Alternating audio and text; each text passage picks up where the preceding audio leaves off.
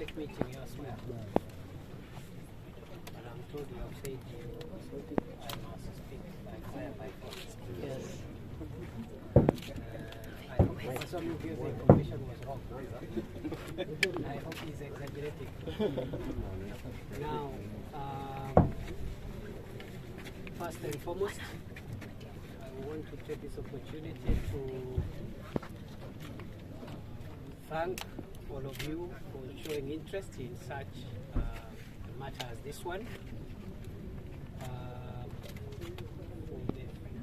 the members of the press, besides looking for news, I think this is something greater here than just getting news. So you can get this news from elsewhere, especially in this day and age of technology. I take this opportunity first to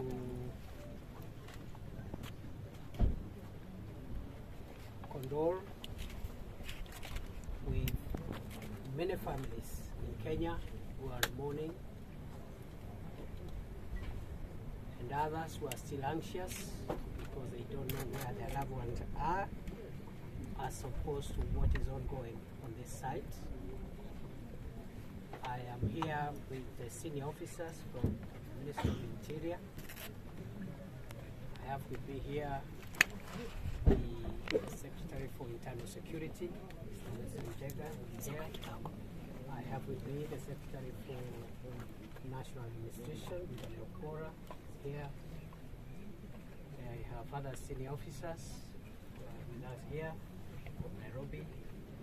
I have the entire regional security and intelligence team from Coast Region, which is here, led by the Regional Commissioner, Dr. Nyancha. I have here with me the Kilifi County Security and Intelligence Team, led by the County Commissioner, Mr. Biwot, and then the sub-county teams, and in short, the whole of government is here. We are all here to join our colleagues who have been on site here for the last few days. Our colleagues from various agencies, the Directorate of Criminal Investigations, DCI, which is here led by the National Director for Homicide. And then we have other teams also. The government chemist is here. The team of, we have our pathologists, government pathologists. And we also have other partners, because this is not entirely a government matter, it's a national matter. We have organizations, humanitarian organizations. I'm still trying to get the entire list of all the organizations which are represented here, including non-governmental organizations. We have leadership from this county, led by the Deputy Governor of Kindiki County, his right here on my left. We have the Member of Parliament for Magarini, I saw the Honorable Konde here. We have members of the County Assembly of Kindiki, and therefore we are all here. We are all here because we are focused to make sure this tragedy helps us to redefine how we do things in our country. I am told there are two organizations. To the Red Cross is here, and also Haki Africa and Malindi Social Justice Center. If I've forgotten any other organizations, you let us know, because we appreciate this Muhuri, that is Muslim for Human Rights, and we really appreciate what everyone has put in, from government, non-government organizations, local leadership here, Deputy Governor and the rest of the political leaders here, the members of the press have come here to tell the world what is happening from here. Asanteni sana. And I would like to say as follows, that what has happened here is the discovery of serious crimes against the law of Kenya and against international law. It's not a small matter. It's a grave matter. Therefore, I know the country is in deep pain and shock. The rest of the world is in solidarity with the people of Kenya for what has happened here in Kilifi. The process which I've come here to witness has involved exhumation of some of the bodies, or all the bodies that could be in this property, after the court gave orders that the exhumation proceed. I am informed by those who are responsible that until now, over and above the figure that was given yesterday, which was at 73, we have been able to discover until this hour another 16 bodies, bringing the total to 89. And this is as at now. The process continues for the rest of the day, and we don't know how many more graves, how many more bodies we are likely to discover. Up to now, we have also rescued quite a number of people, including 3 who have been rescued today, this morning. I think the figure now is around 34 of those who have been rescued alive, and we thank God for saving the lives of those dear ones, and we pray that God will help them go through the trauma, recover, and tell the story of how one time a fellow Kenyan, a fellow human, decided to hurt so many people heartlessly, hiding under the Holy Scriptures, purporting and pretending to be a follower of one who killed nobody, and instead of killing anybody, actually, on the contrary, died for the salvation of the world. So it's very hurting. Somebody hiding behind Scripture and the Bible has caused us this kind of damage. We are following a number of leads. I want to assure the people of Kenya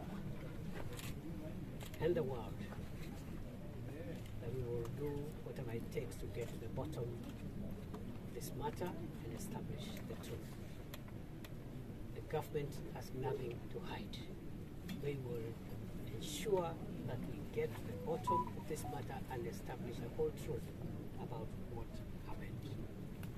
As I've said, this is a clear example of misuse of the fundamental right to the freedom of worship and of religion, which is guaranteed by the constitution of our country and the laws of our country.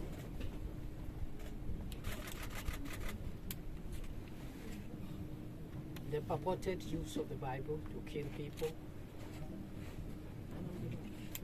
to cause widespread massacre of innocent civilians, cannot be tolerated under any law on earth and even outside this world. It cannot be tolerated.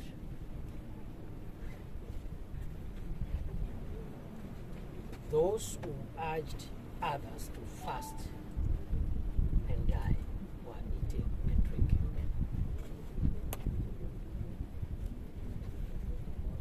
They were purporting that they are preparing them to meet the Creator.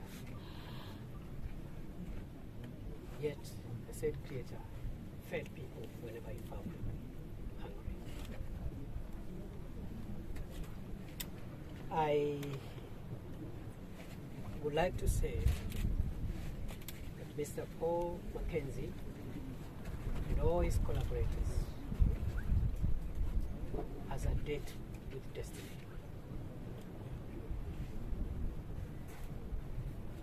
It is true that by the time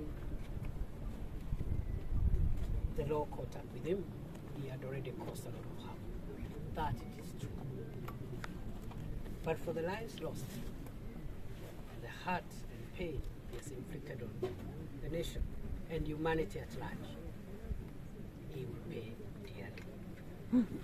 The government of Kenya will do whatever it takes to make sure that we convict Mr. Makenzie and all those who helped him perpetrate his heinous crimes, that they pay with the severest and most painful punishment available. And therefore, we do not expect that Mr. Makenzie will get out of jail for the rest of his life. As we reflect on what has happened in our country, it is now clear that religious extremism is as dangerous as the acts of terror and other dangerous people and criminals that we are dealing with in other parts of the country.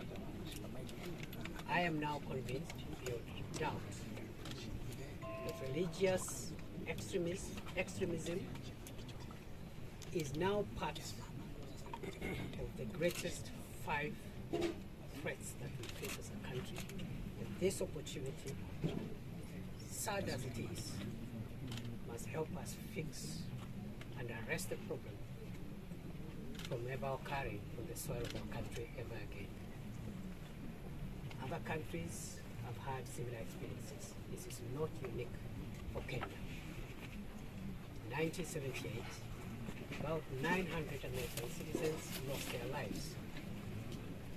Again, owing to the perverted teachings of a fellow called Johnston, who had a cult called the People's Temple, which was based in San Francisco. And he convinced, lured, and brainwashed 900 American citizens to take poison and die. Because, according to him, the world was coming to an end. America has never recovered from the Johnston massacre of 1978. But that event reshaped how Americans take national security, especially when dealing with extreme threats like terrorism and religious extremism. In 1995, another cult in Japan applied chemical gas on the Tokyo subway, killed over a dozen people. Again, following cultism and perverted religious beliefs of a group calling itself the Supreme Truth, or Aum Shinryu. That was in 1995. After that event, Japan has never been the same again. What am I trying to say? I am convinced beyond doubt what has happened here in Shakahola is the turning point for how Kenya handles serious threats to security posed by religious extremism. Therefore, the government admits that this should not have happened. But the government, which I represent here, wants to assure the the nation of Kenya that nothing like this again will happen. It won't happen. I know it is very easy to start pointing fingers. The same way when Americans were attacked in 9/11 by terrorists, there was a lot of finger pointing. I want to dissuade us as a country to rally ourselves together. Instead of pointing fingers, first and foremost, we must do whatever it takes and save any living among us who could be under the custody of these terrorists, whether in this property or elsewhere in this country. We must rally ourselves and make sure that we save lives and that there is no further loss of lives from this kind of dangerous criminality. Therefore, for Mr. Makenzie and all the people who helped him get away with this kind of barbarism, we are exploring all the legal books available. Let me at this juncture say I was impressed with the Director of Criminal Investigation and the Director of Public Prosecutions, who were here together with the Inspector General of Police. When they visited this scene, I was happy not only at the seriousness in which our agencies have taken up this matter at the highest level, but also I was glad to hear the Director of Public Prosecution saying that he is exploring charging Mr. Makenzie and his group with terrorism.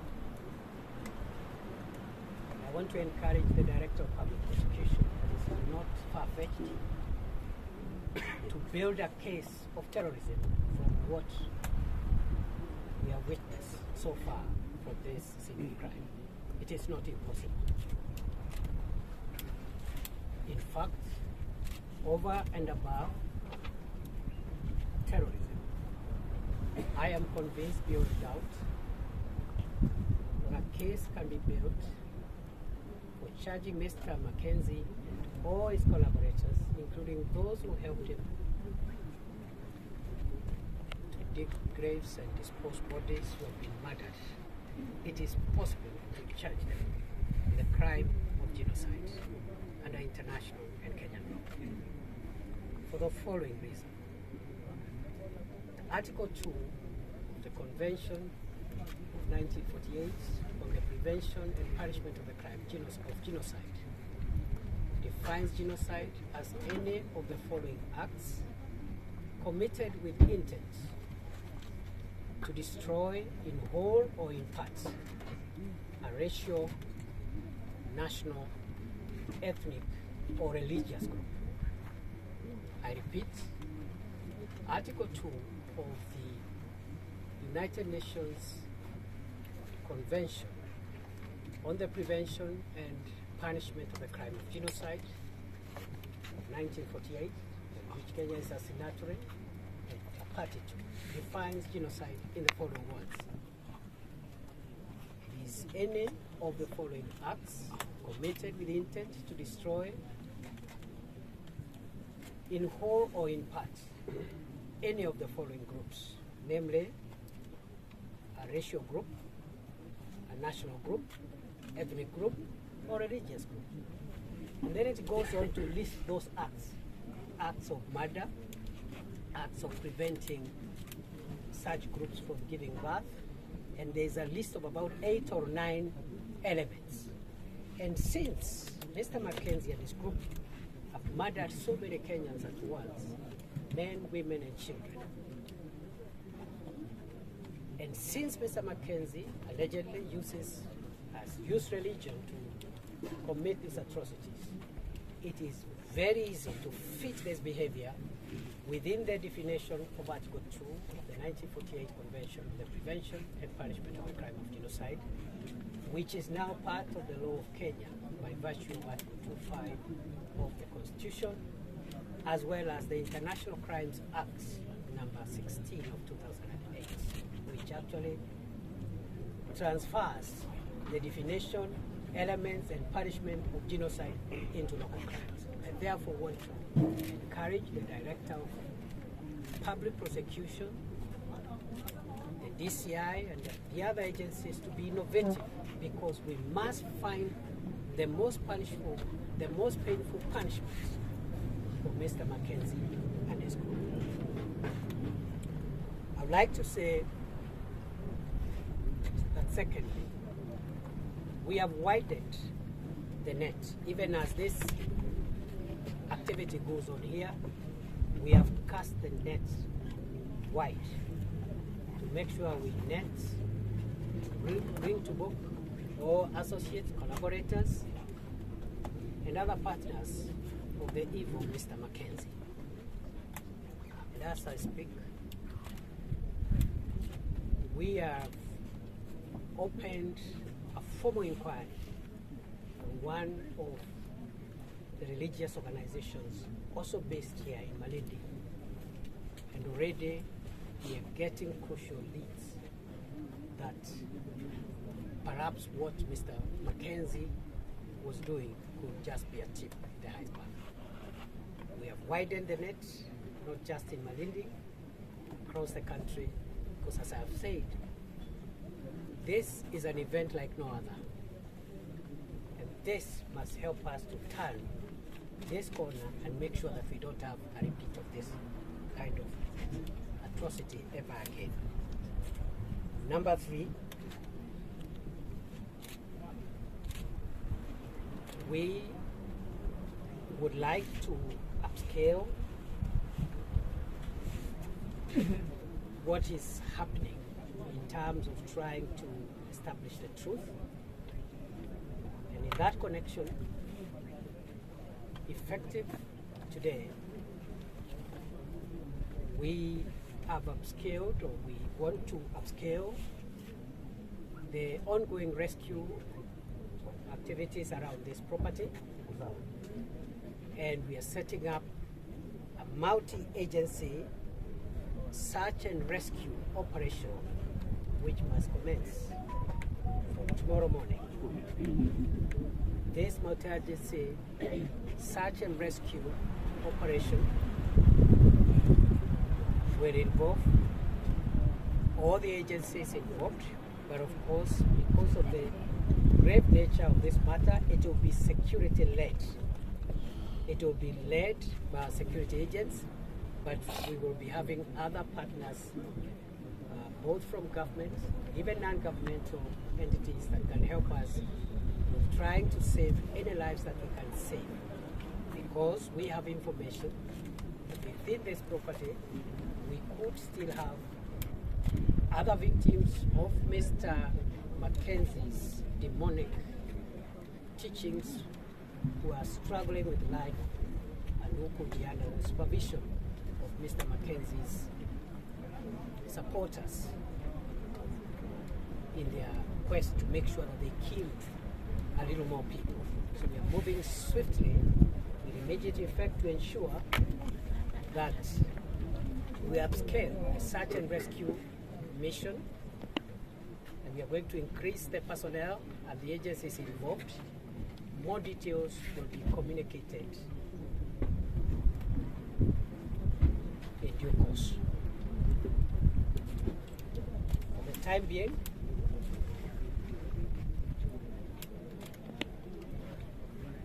other than information coming from headquarters in Nairobi, all official communication about the progress we are making in this matter will be relayed by the regional commissioner for the Coast region, Rhoda Onyancha, on behalf of all the government teams from the region, from the county, from the sub-county, and those that have come here.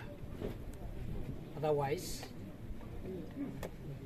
we believe that we need to prioritize search and rescue, and the multi-agency effort will be put in place with immediate effect. And once that multi-agency search and rescue starts working, it will also have its own leadership and command so that we have a centralized and formal way of communicating. Because as I said at the beginning of this address, the government of Kenya has nothing